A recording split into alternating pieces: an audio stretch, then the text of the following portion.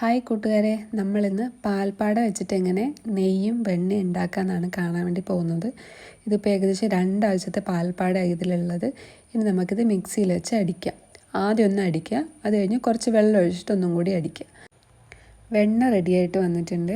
ഇനി നമുക്കൊരു പ്ലാവില വെച്ചിട്ട് ഇതെല്ലാം തുടച്ചെടുക്കാം. എന്നിട്ട് ഇതെല്ലാം കൂടെ ഇതുപോലെ ഒരു സൈഡിലേക്ക് ഉരുട്ടിയെടുത്തിട്ട് നമുക്ക് വേറൊരു പാത്രത്തിലേക്ക് ഇടാം. ആ പാത്രത്തിൽ വെള്ളം വേണേ. ഇതിപ്പോൾ കണ്ടോ, എല്ലാം കൂടെ എടുത്ത് വൃത്തിയാക്കി വെച്ചിട്ടുണ്ട്. അപ്പോൾ അങ്ങനെയാണ് വെണ്ണ ഉണ്ടാക്കുന്നത്. ഇനി നമുക്ക് നെയ്യ് ഉണ്ടാക്കാം. ആ വെണ്ണയൊക്കെ ഒരു ചീനച്ചട്ടിയിലിട്ട് ചൂടാക്കി നമുക്ക് നെയ്യ് ഉണ്ടാക്കാം. ഇപ്പോൾ ചൂടായി വന്നുകൊണ്ടിരിക്കുകയാണ്.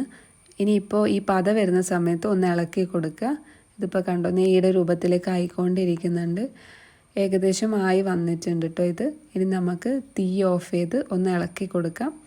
ഇതിപ്പോൾ മൊത്തം കരടാണ്. ഇത് നമുക്ക് അരിച്ചിട്ട് വേറൊരു കുപ്പിയിലേക്കാക്കി നെയ്യ് റെഡി.